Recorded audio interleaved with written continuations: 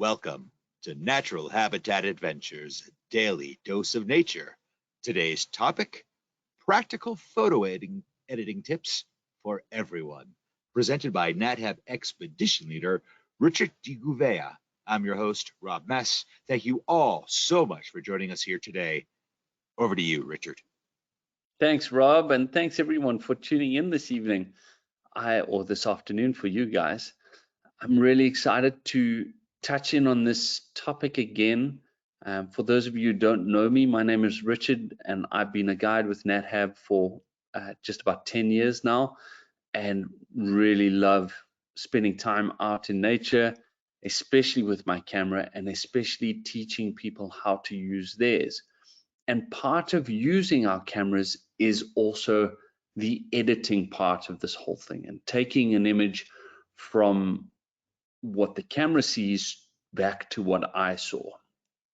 And it's been a very contentious thing ever since the advent of digital photography, is digital manipulation of images and how that works, and whether it was regarded as cheating or not. And this is something that has intrigued me for a long time, because in the days of film, we were able to still edit using chemicals and amount of exposure time and cropping and cutting and dodging and burning. And depending on what we did, we could change how an image looked. But the digital advent allowed us to push this a little bit further, and we got to find the balance between whether you're showing what you saw out there versus making something more creative and a creative representation of what you saw out there. And those two things need to be separated and looked at in the bigger scheme of things. Now, for what I'm going to be talking about today, I'm going to be using a product called Adobe Lightroom, Adobe Photoshop Lightroom, and this can be used, and there are many other alternatives for this. It's just the one that I've used more often than any other, and because of this, I'll show you what's happening here.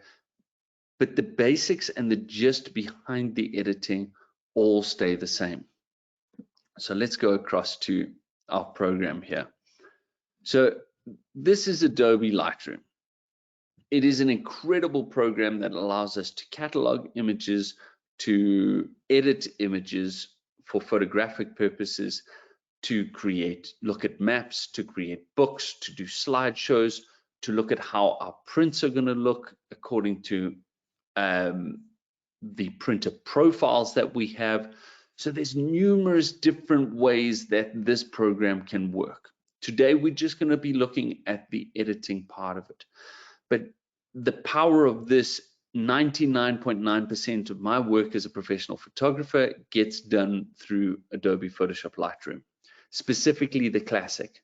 The CC version, the Creative Cloud version, which is an online version, doesn't really float my boat all that much, because it doesn't suit me as a wildlife photographer or someone who is in nature and in wilderness areas where there's very little signal, and most of the images there are stored on the cloud, and I don't have the time or the ability to be able to upload or download those images as I need them.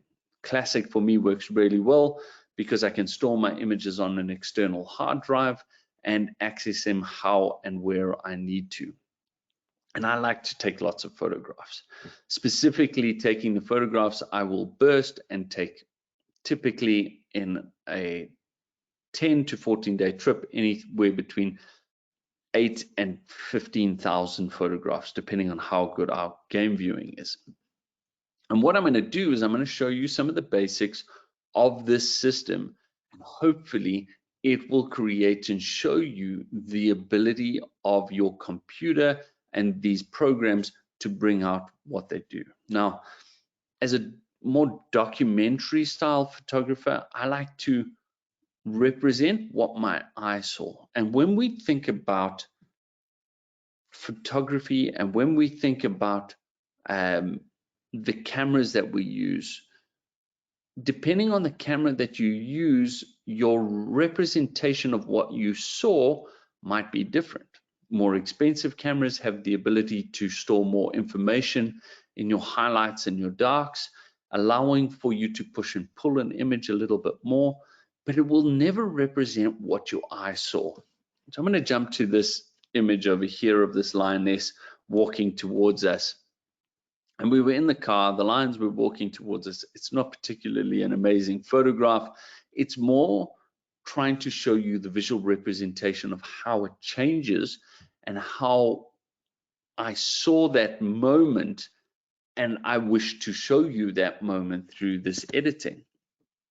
So if I go in here and I go to the develop module, so Lightroom is a play on the word for dark room, which we used to use in film photography.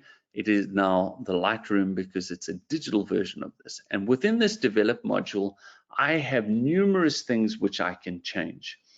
The first thing is up at the top here, I have my histogram of light, which shows me how light moves across the image.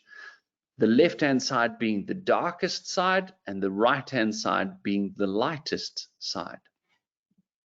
And any peak here is where light is occurring. So here we can see a darker sort of mid-tone range at this peak on the left, and the right-hand peak would be the brighter area of the sky.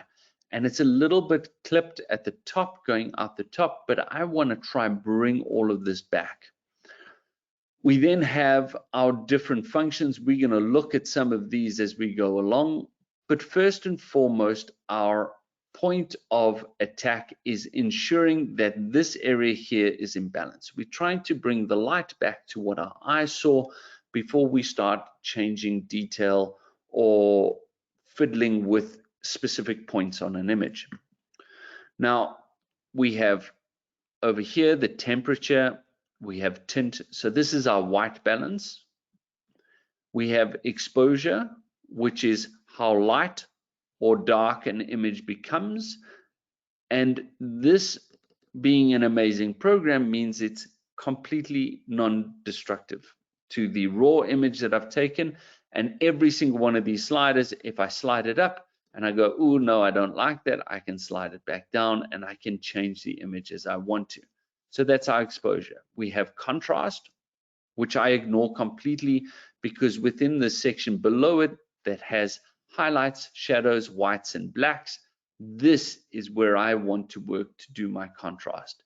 If I'm pulling contrast up, all it does is lift my highlights up and drop my shadows down in a uniform way, which means I don't have the control that I need over that. So within an image like this, I'm wanting to pull back the highlights to recover these skies and make them look a little prettier and a little bit more like what I saw. The other area that I may want to work on is down here in the mid-tone and lift my shadows up so I have a bit more balance in the lion herself as my eye would have seen it. So you can see the camera has not been able to represent exactly what my eye would have seen. This is far closer to that point. I can lift the whites a little to create that contrast and the blacks again to create the contrast. So now I have created a basic S-bend by using these points over here. Then we have in Lightroom new artificial intelligence with this little circle over here that if I click, I have a choice between choosing the subject, the sky, or the background. So I love to go in and use a little bit of subject. So just by clicking that, you can see a red mask that's gone on here. So anything colored in red will be edited on. And I'm going to lift a bit of texture, and I'm going to come in here so that you can see this better. But I'm going to lift a bit of the texture in that and a little bit of clarity in that. And that basically sharpens that subject just a touch more in order for it to pop a bit. I'm also going to lift the whites a little again to create a bit more light.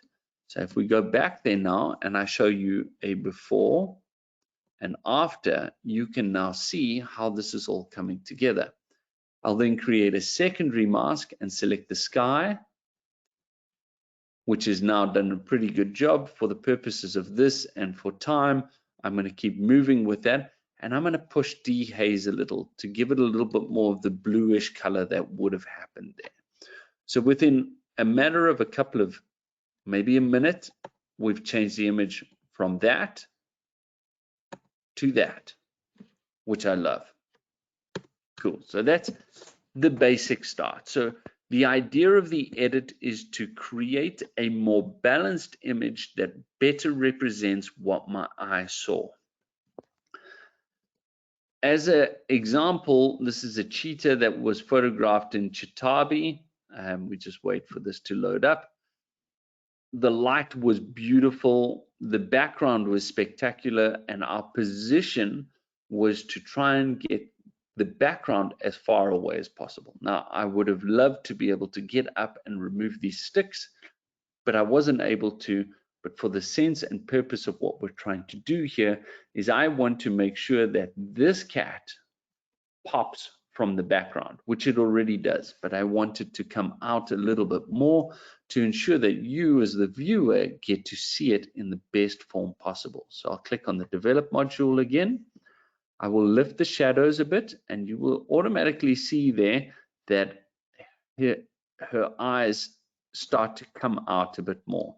So I'll come back here and go before and after. You can just see the eyes pop just that touch.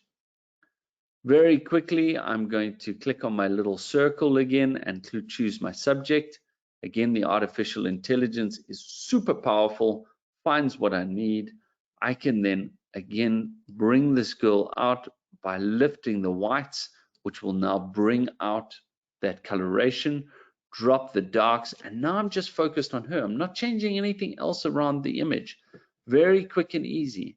And then I love texture and clarity to add this to them, but without overdoing it. I never take it much more than 25, but 15, under 20 is a safe number. Anything that's over sharpened or over colored can destroy an edit in seconds. So you have to be very, very mindful of how you move these things. So again, we've gone from that to that. Small change, but a big one in the greater scheme of things. I might, within that, again, lift just the shadows within her in order to bring those eyes out a little bit more. And I like that. So that's probably where I'm going to leave it. So that was before and after. Again, 30 seconds, change the image. If I was going to print this image, I may look at it a little bit more deeply. I may want to remove some of this stuff, but this specifically isn't one of those images I may want to print. The other thing I may want to do in this is to crop it closer and really send the viewer on a journey. So I'm going to lift this up, crop it in, get the head close to these intersection points of the thirds, which is called the power spot. And now what's happening is she's looking back into the image, allowing for the viewer to see that image very differently from where it was before. So now you'll find her eyes and you'll drift across and follow that. And because of the blurred background, there's no drifting anywhere but where I want to send you, although that stick is a little bit off-putting. So these are the basics of what I'm looking at in a photo. Again, here we have eye contact of this beautiful guy. I've come really in close here so that we can see, yeah, we've got great detail in what's going on here in his eyes. And that eye contact is really what I want to bring forward in this image. And I want you to become engaged with this. So again, we'll go into the develop module. I don't want to work on this blurred background. I love the blurred background. So again, I'm going to choose my subject with a mask, which will give us all of this. But now it hasn't covered all of the hair that I really wanted to. So what I'm going to do is I can click the add button, and I can then either with the AI use different ways, or choose an object or a brush. And in this case, I'll use a brush, and I'm going to add in with the brush the areas down the bottom here, which may work better for me. All right, and then I now want to see what I'm doing, so I'm going to switch off my overlay so that I can see what's happening here, and I'm going to start editing this guy. So first of all, I want that contrast to work, so I'm going to lift my whites and lift my shadows so that I can get through any darker areas that might be obstructing the view.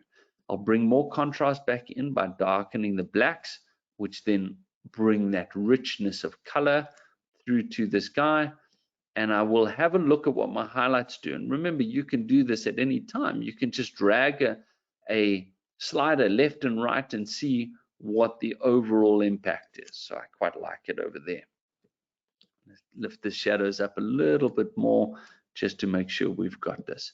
And then texture and clarity. And as simple as that, the image has gone from that to that. Small but very powerful changes. Things with editing shouldn't take long. Unless you're doing an actual creative endeavor where you're really trying to pull something out or create something new, it may take you an hour or two to do it. But for the most part, if you've taken the photograph, well, it should be a few tweaks and go. I remember somebody that taught me saying, editing takes a good image and makes it nicer. It takes a great image and makes it epic, and takes an epic image and makes it a competition winner. All by small incremental changes, but you cannot fix a badly taken image for the most part. We'll have a look at some options of that soon. Here we have a lilac-breasted roller. Beautiful bird, the colors are spectacular, but in the overall sense, one, I couldn't get any closer to it because my lens length was what it was.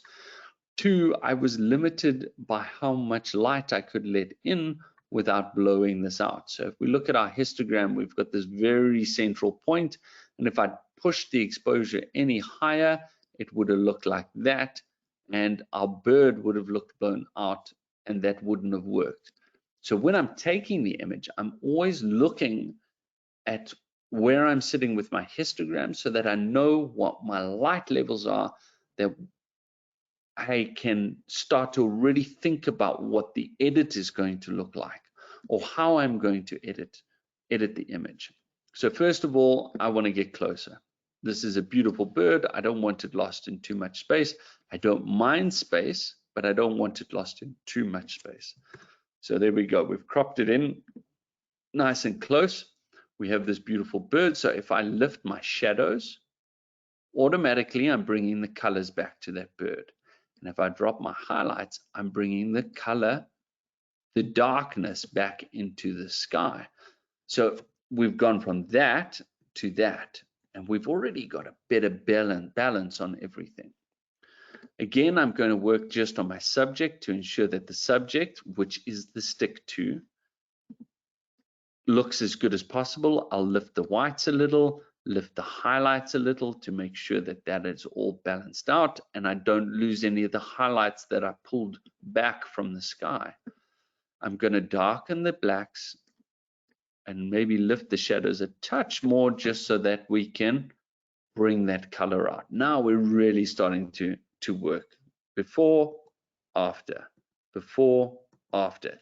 So this is an example of an image that has quite a big change, but in a very short amount of time. Now I also want to work on the sky to make sure that this guy bumps a little bit. So I'm going to select the sky this time, and the artificial intelligence is going to do a magical job and just choose the sky. And just to ensure that I'm not overlapping the bird, I'm going to subtract this subject. And you can see that a bit of that red disappeared from the bird. So now I'm in a happy space with that. I'm going to turn off the overlay. And again, I love this dehaze button for the sky. So if I pull that along a little bit, what we've done is we've blued up the sky. I could even take the temperature tint and drop that slightly to make the sky look a little bluer. So now we've gone from beginning to end. Quite a massive jump, and really, really makes a difference to the end photo. Would I enter this into a competition? Probably not. But for my own purposes and the sharing of this image with the guests to keep their memories, this is the perfect way of showing what my eye saw and what we saw on our safari. There are times though that we're going to get a little bit more creative. Here we had hippos, a mother hippo and her baby. I want to focus you guys in on this. So again, I'm going to tighten the crop up quite a lot. Make sure that she's on a third, the baby's on the third, and hit enter. I'm going to lift the shadows to bring her back into this with the baby. And suddenly we start getting all this beautiful detail around her, around the little one. You can see the water coming out, the saliva dropping off. And again, keep the contrast going by dropping that, lift the whites to create that contrast. Make sure that everything's popping. Again, I could drag the highlight slider up and down, and that makes it quite beautiful. I will add texture and clarity across this whole image because I don't mind everything getting a little richer. So now you can really see the popping of these hairs around the mouth.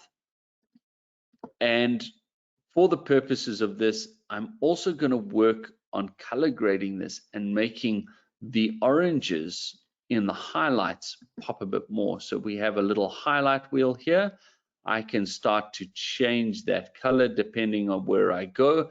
Making it green will obviously make it quite unnatural. So I'm going to try find a natural point for this, and then I can choose the saturation of that. So we'll get it to a median point there, and we can choose how bright or dark it is and what the blending is by putting it more in the photo or out of the photo in different areas. And then also the balance can be moved in and around. So we'll leave that about there. So that is before and after. You can see not a huge color change, but I just made that sunset a little bit more beautiful. Now, there are many other things that we can do when it comes to this program, and one of them I want to show you is a group of lions that we saw. I'm going to make this a bit bigger here. That we saw in Etosha that were all sitting. It was a big pride, and in order to capture them, if I used a wide angle lens, I would have had a lot of top and bottom space going. So what I wanted to do was create an image base that allowed me to take a few images across the panorama and create a panorama of these guys. So all I'd have to do is highlight all of these by either holding down the Command or Control key and clicking, or click the first one and hold Shift and click the last one, and that will highlight them. And now this is where Lightroom does its magic. So I'll right click and then go to Photo Merge and Panorama. And I can click that, and in a matter of seconds, depending on the speed of your machine, voila, it has found and stitched those images together. I can choose it to auto crop that, which then takes out any white areas. So if you look around the edges, you will see there's some whiteness around here. I can just do auto crop and say merge. And in the top left, it will say it's creating the panorama. Wait a few seconds, maybe a minute or two,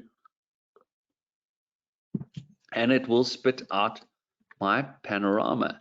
So now I have these lions in here looking beautiful, all looking across in the same direction.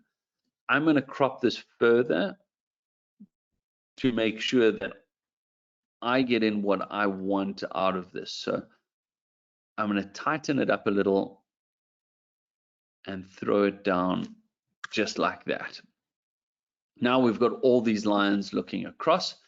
I need to balance the light again. So I'll lift the highlights, the whites, drop the highlights, lift the shadows, and create the contrast. And as soon as I create that contrast, I'm actually going to bring these shadows down a bit. You can see as soon as that contrast is created, we really start getting to something. And then I will see, let's see what sort of job Lightroom does with the subject detection on this one. How's that? With one click, it picked up every single one of the subjects that were in there. And from that, I can lift my texture and my clarity. This is that one time that I will start pushing it up towards about 20. Lift the whites again to bring them out against the soil and ensure my light is all balanced there. So that is before and after. Before and after. Very cool way of doing things. I love that. I love a panorama. It's a very cool way to do it. I was recently on a guerrilla trip with one of our other expedition leaders, Pietro, who does a lot of East Africa stuff. And he's absolutely panorama nuts. He loves it. And he showed me a couple of tricks. So I've fallen back in love with making more space in an image. Let's have a look at this one before we move on to some landscapes, because the time's flying past us. So this is an image that was taken at night with a spotlight. Now, on our Southern African safaris, a lot of the places we get to go out at night and shine the spotlight and create images. Now, when we do this, the camera now has a little freak out because our white balance, which basically means the camera trying to make whites white. The chest of this leopard is white, but the color of the light that is being shone is very orange. The way I shoot, I like to shoot in daylight, so it reads the light as it is. But because I shoot in RAW, I have the ability to change this automatically to auto or to tungsten or whatever I think looks best. And already tungsten looks really good for making those whites white. Fluorescent, not so much. So tungsten was pretty good. Or I can use this little dripper on the left here and say to the computer that this area on the chest is white, and it will try and balance it out. That's taken it a little bit. No, I actually don't mind that. I like the warmth on the other one, but we can start tweaking around. The next thing I want to do is I want to focus everyone in. So I'm going to try and get this to a point like that where the eyes and the head are around this power spot again, looking into the image, bringing in these blues, but cutting out the negative space which was behind the leopard over here. And we'll set that in. Now what I'm going to do is I'm going to choose my subject, and it should find her pretty easily. I'm going to expand this because I don't want just those lit areas in here. There's a thing called flow here, which means if I brush once, it'll do 26%, twice 50, 75, and then 100.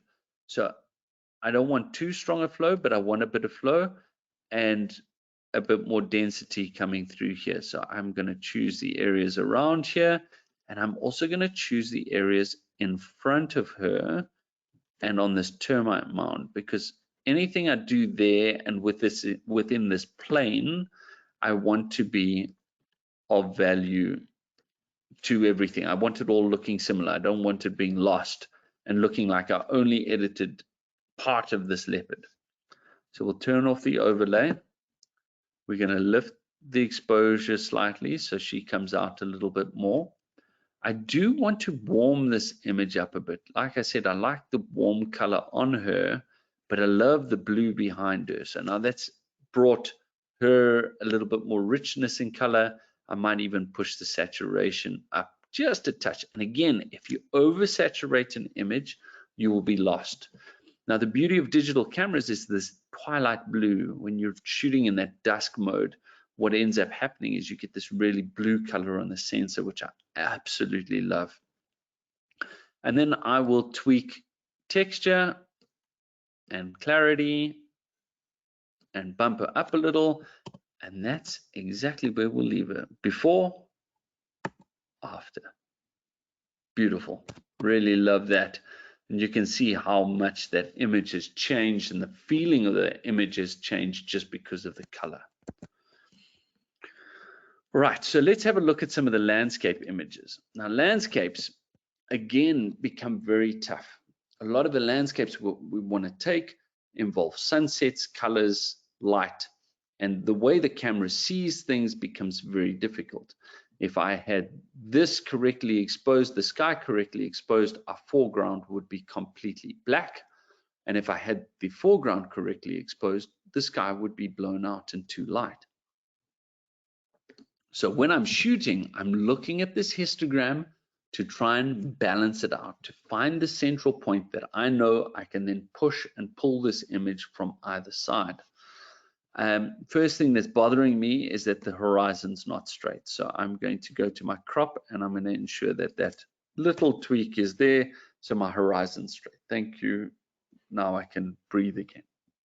I'm going to lift my shadows to bring the foreground in and drop the highlights to bring the sky back.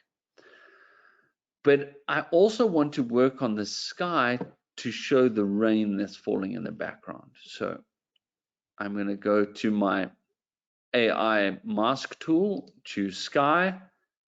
It's going to do a spectacular job of finding the sky.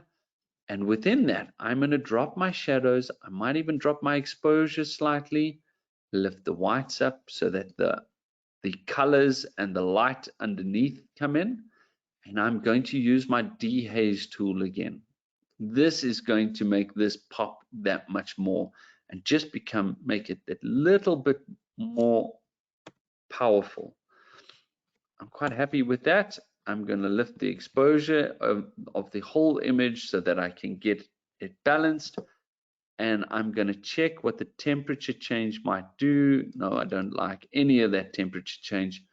So I might actually throw one more layer mask in here. So I'm going to go mask and a linear gradient tool. So what this does is, remember, red is where it's going to go, but it subtly drops off. And I want to try and darken the sky again for a little bit more impact, something like that. And I will leave it like that. And we go from before to after, before to after. So landscapes, again, shouldn't have to take a lot of time. You just have to really work at what you're trying to show. This was from one of our recent trips, a photographic trip through Botswana, Namibia, and Zimbabwe on the Photo Pro trip. And this is dead flare. These trees have been petrified and standing for thousands of years, which is really beautiful to see. Now, in my screen, the sky looks a little purple. And when I look at my tint in the white balance, the way the camera has perceived it is that it is too purple. So I'm going to bring that down a little because the sky wasn't purple. And I'm going to bring the tint and temperature down a little because not everything was so orange. These dunes are orange, but it wasn't too much. So now I feel like my color value and my white balance is more towards its normal. Exposure wise, I probably could have a little bit more light involved, so I've pushed the exposure up. I'm going to drop the highlights so that we don't overexpose areas, and I'm particularly trying to get some of the stuff out of the sky, and we're going to use the dehaze tool there shortly. I'm going to create my contrast by dropping the blacks, and again now I'm getting a little bit more richness in color in the dunes and in the sky. I'll lift the whites again for that contrast and see what it's going to do to lift the shadows a little bit more in order to get a bit more detail in this petrified wood. Look at the beautiful patterning on all of this wood here. So I really want everyone to be able to see that.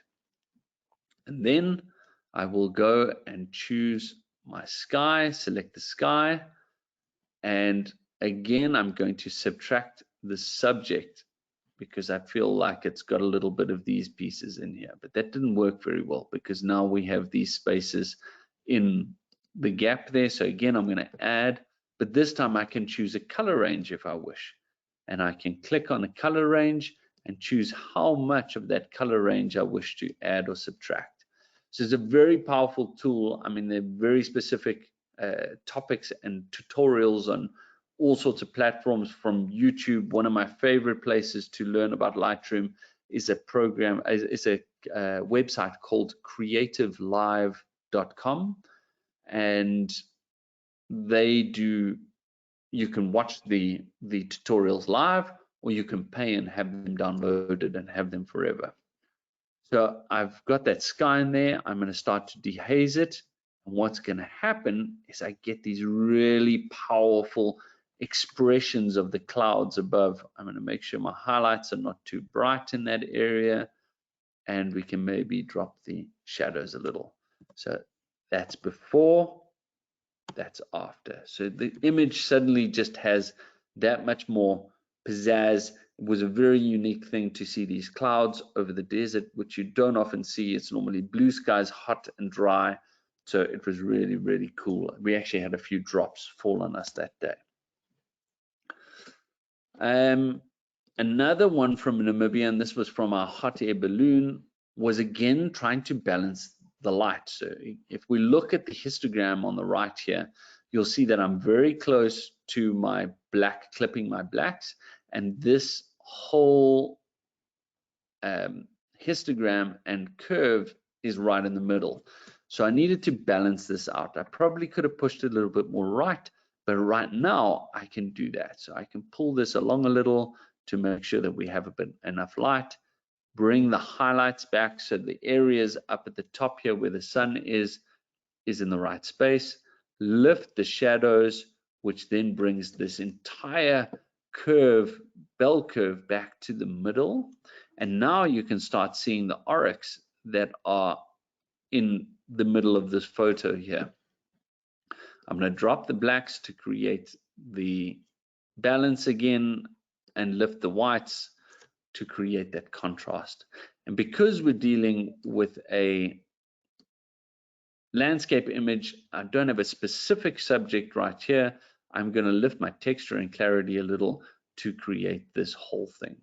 But now I also want these sun rays to pop a little bit more and really show that off. So I'm going to select my sky. There, the AI has chosen that for me. I want it to spread down a little bit more and not just be so hard against the mountains. So I'm going to add a linear gradient and add this in like this so that there's more of a slope down. I could have just done it with the linear gradient, but I didn't know how that was all going to look.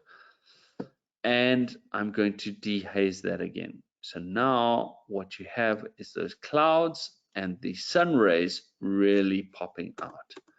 So that's before and after. Before and after. Notice the composition. I have 1/3 ground, 2/3 sky.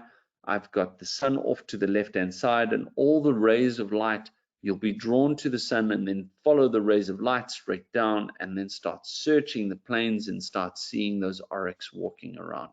So I'm really trying to push you around the image so that you can see what's going on. I'm now going to show you another panorama. So this was a whole bunch of images. I'm going to make it a bit smaller like this. These were a bunch of images that I took from Ndali Lodge in Uganda, and I'll click and shift click. There's a lot of images involved in this, so it could take a little bit longer. I don't need to click all of them because the AI in the software will actually work it out. So what I'm going to do is I'm going to remove a few for our own purpose of making sure that we are not taking too much time. Let's take that one out, leave that one in, take that one out, and that one out. Okay, so now I'm going to right click, I'm going to photo merge and choose panorama, and let's see what it does. Takes a couple of seconds, this time a little bit more because there's more images to analyze. And voila, it finds, it makes, it creates a beautiful panorama. So I'll click merge. It's going to work through it for a few seconds and start to put things on. Now, when we talk about images while we're waiting for that panorama to generate, this was a wonderful image from the Serengeti, actually a concession called the Grumeti. And in this, it's very difficult to find and balance the light because the sky was quite boring and uneven. Now, this is where we can get creative and start pushing and pulling things. I used to do this a lot for real estate photography because time was of the essence and I couldn't always be at the right place at the right time. But I'll show you how quick and easy it is to cheat in these things. So I'm going to edit this photo in Photoshop. And in Photoshop, I can go to edit and there is a button called sky replacement. I can choose the sky I wish to replace this with. So if I wanted a blue sky or say wispy, let's do these wispy ones like that. And I can create and put those clouds in. With a bit of time and effort, I could have made it look a little better, but it's a funky way to play with photos for prints or creative endeavors, not for photo competitions, because they'll kick your photo far away from there. Cool. That was just a quick how-to while we were waiting for our panorama, which should be done now. There we go. So there's the panorama now. If we go in here, I want to balance everything out now. So I'm going to lift my shadows so my foreground comes in beautifully. I'm going to drop my highlights so that this stuff comes out. And I'm going to choose my sky. Again, that seems to have missed a bit of the stuff that I wanted. So I'm going to add my linear gradient again and pull this down to cover areas. Now I can do a linear gradient sideways, or from the bottom up if I wished. So just changing the orientation there will change your image and how it looks. And we're going to dehaze the top part of this so we get a bit more of that sky, a bit more of the Ruwenzori Mountains, and all of the rest of that in there. And then for the whole image, I'm going to increase my clarity and my texture. So that gives us our before and after. Before and after. Really, really powerful tool. Powerful, powerful. And even within this, if I wanted to, didn't like these trees that were above us, I have a little band-aid over here. Each one has a different mode. So that's content aware remove. We have healing, and we have a clone stamp tool. So let's do a content aware removal of all of this stuff over here. Now it's trying to analyze what's there. I'm going to highlight all of these leaves here, and then we leave it for a few seconds, and yes, you can go now. It's thinking about it, and it did a pretty good job at that. Still, at this point in time, I would do most of this in Photoshop because the content aware fill is that much stronger in it, and I'd be able to remove these trees that were above if they were not floating my boat. Yeah, just another example of balancing light. This is the rhino graveyard in Old Pajeta, where the last northern white rhinos have been buried. So by lifting the shadows, I bring the light to the foreground in here. By dropping the highlights, I bring and make sure that these rays start getting a little deeper, darken the blacks to again create that contrast, and then choose sky and bump up my dehaze again, and voila, we've already got the sunstrail. And the story that I was trying to show there was basically heaven looking down onto these things. So you're always looking at what story you're telling. The editing process will help that along, and it can help you pull and push people in the right direction. But ultimately, you have to be thinking about most of the stuff in the field when you're taking the photograph. You cannot fix a bad photograph. So again, the sky balance. So this is one of those last remaining northern white rhinos.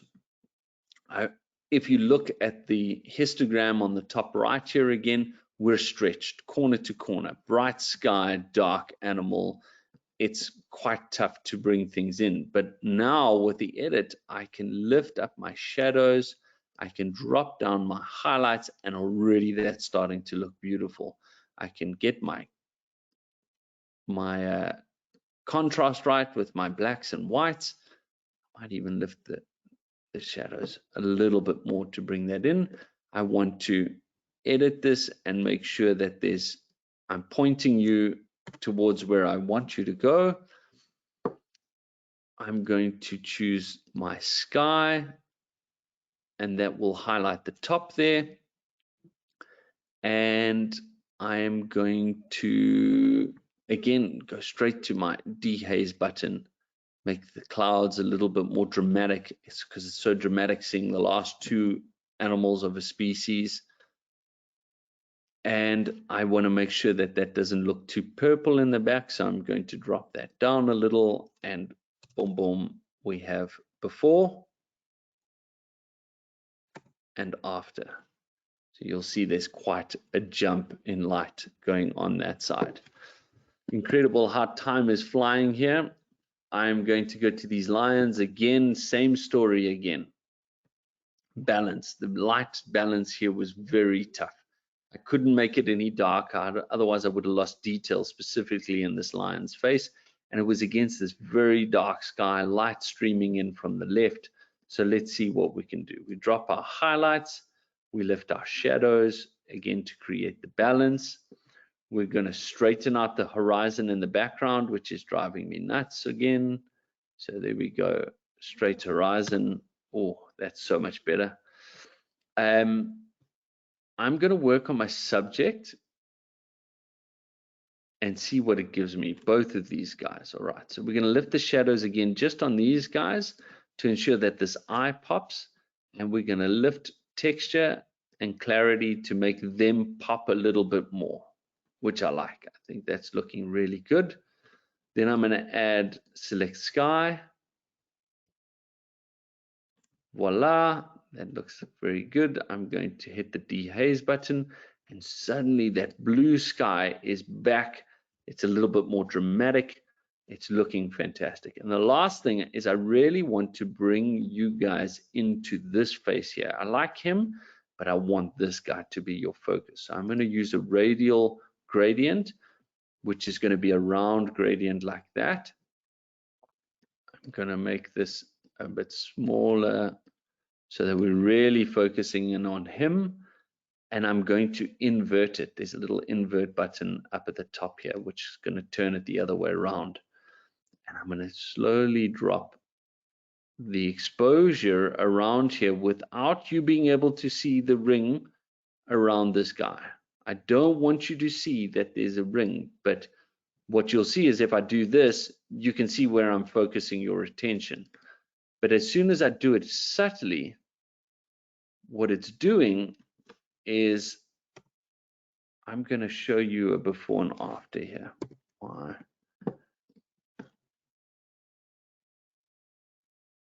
Let's go to there. All right, so now if we go here, let's open this up and we go before, after. See how it pulls your eye straight towards this.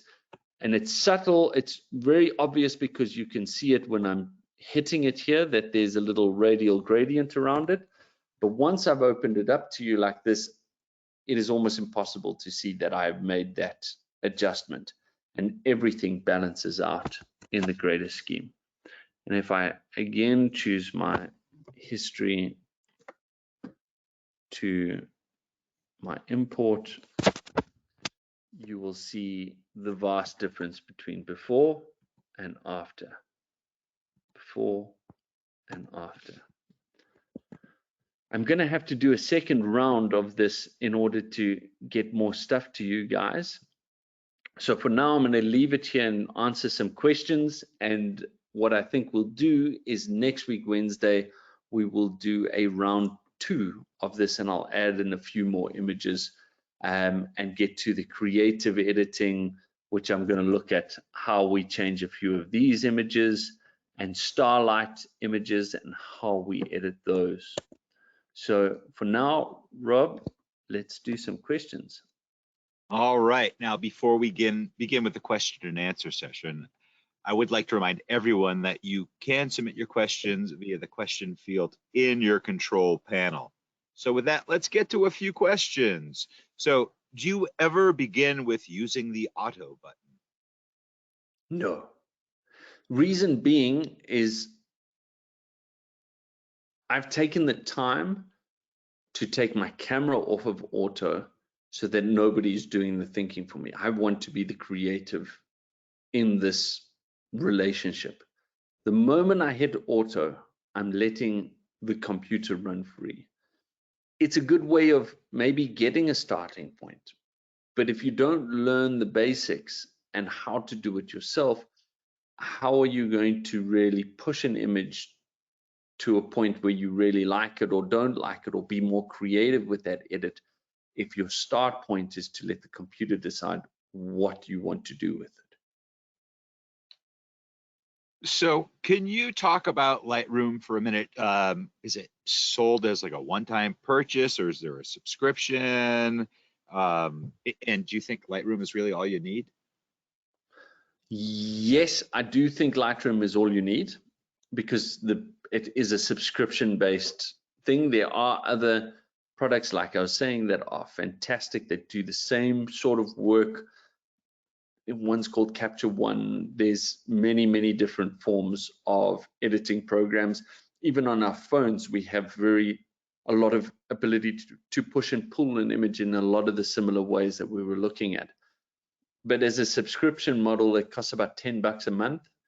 And for the value that I get out of it, $120 a year to edit thousands and thousands and thousands and thousands of images, with the speed of the AI working on those images and being able to mask things that I now don't have to do, that means a lot in my world. So I like that subscription model. It doesn't impact me. And with that subscription, any updates that they make, you obviously get access to immediately.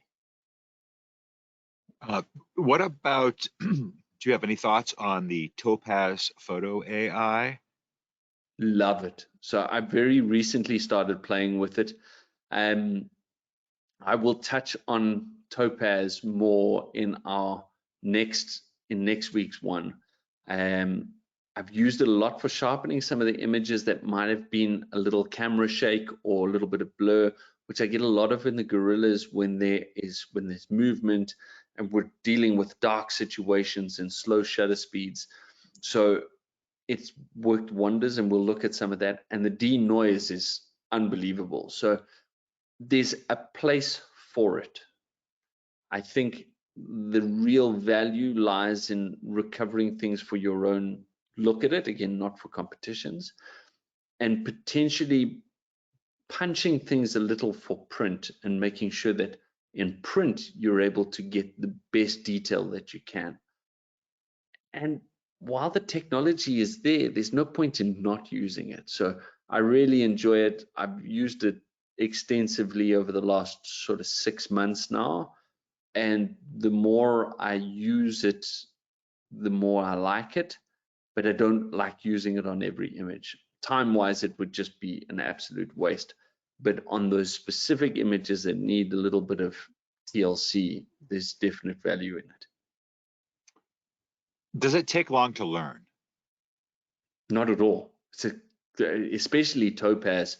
Topaz is, you maybe have 3 controls that you need to change. You put it in, you look at the different options, click, click, click. Okay, I like that one best, save, and it goes back to Lightroom, because they also talk to one another. So you get a lot of that.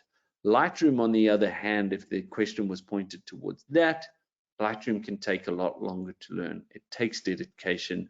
It can take a course which explains all the nuances from importing images to cataloging images to editing the images to exporting the images to really get a grasp for it. I want to show you in this how I do it and how I get the most out of my images, but I can tell you that there's 100 ways to do the exact same thing that I did and differently. So I respect that there's many different ways to skin a cat. Do you know if this is a program that you can use on an iPad Pro? Yes, so the classic you can't, but the Adobe Lightroom CC is definitely available on iPad Pro. And that's where I've been sitting because I have a big 16-inch MacBook Pro, which is a lot to carry around, but it's doing what it has to do. And I've been wanting to change to the iPad Pro and do the CC, but because of that upload and the inability for me to search through all my images the way I do in Classic, I haven't made the change. And I'm hoping that Adobe will take into account some of the professionals that are putting the stuff across to them in order to give us the access to not have to use it with the cloud, because the program works beautifully. So what if I wanted to erase an unwanted part of the image? Can the Lightroom erase that, like those sticks you were talking about? Yeah. So if we go back quickly, let us use something like this zebra image, and let us say I wanted to get rid of the zebra in the background here. All I would have to do is drag across them, and it would pick an area from another space that's similar to it, and the zebra would be gone. Obviously, I think Photoshop itself is a much better way of doing it, but this is definitely not sluggish at doing it. And with a little bit of time and effort, you can really erase things that shouldn't be there. But again, as soon as you start doing that, you're effectively, it's for you, not for competition. The moment you change an image like that, you'll be disqualified from any competition basis. And I like to work my edits off of that thought process too. Unless I'm doing a print and there's something extremely distracting, like the zebra in the corner here. So what I would do is I would go into Photoshop. In the corner here, you can see there are two heads sticking out here, and this is just going to drive me nuts. So if I go to my heal tool here and I make it smaller and I drag it over these guys, Photoshop does a spectacular job of disappearing them, and that'll look better in the print now. Can you use the JPEG format for these editing techniques and programs, or just RAW? No, you can use JPEG, definitely. You've just got to remember that JPEG is a compressed file. It's an 8-bit file, which basically means there are 256 variants of green in that file, or 256 variants of orange in that file. A raw file is either a 12-bit or a 14-bit file, which takes you to 4,000 colors between the darkest green to the lightest green, or even 16,000 different colors between them, which obviously then ramps up your editability. And a raw file is just, if you're gonna edit, I would shoot in raw. If you're not sure, I would shoot in raw and JPEG. So you got your JPEGs as normal, because a raw image you cannot print, you cannot post on Facebook or anything like that. I now have to actually go and say export, and export as a specific format, a JPEG, a PSD, TIFF, PNG, DNG, or original. That I have to do after the fact. So how do you actually narrow down the pictures you're going to edit if you're taking thousands of pictures on a trip? So I use the library catalog and I will go through the images. So this was all the images as an example. I will move through and I use a pick process where I will use a flag process and flag the ones I want. And by moving through them, I'll pick, and that's sort of the pace typically that I'm moving through. And then once I'm done with that, I can come back and choose my attribute and go to my flagged images, and only the ones I've flagged will be there. Then I will slowly go through each of these and start editing and giving a star rating to those in order to figure out what's going on. And then once I've edited all of those, I will then delete the unflagged images, which will be 90% of the images will disappear then, and I will keep only the flagged images. Great. Thank you for addressing some of our questions. Unfortunately, that's going to be the last one we do have time for today. So I'm going to throw it back to you, Richard, for some closing comments. Thank you very much. Thanks everyone for tuning in. I hope you've enjoyed today. It was really cool. And like I said, next week we'll come in and do a couple more images and look at how we're going to work with stars, being a little bit more creative and changing colors and doing that sort of thing with Lightroom, and answering a few more of your questions. Richard, thank you so much for taking the time to present for us today. And I would also like to thank everyone who tuned in today.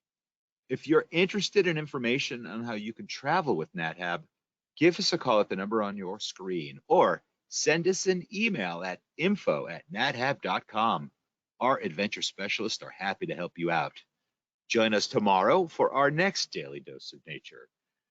You can check out this week's lineup, including registration links, on our website at nathab.com/webinars. We did record today's presentation, and we will have the replay available on our website soon. With that, I will conclude today's webinar. Goodbye, everybody. We'll see you next time.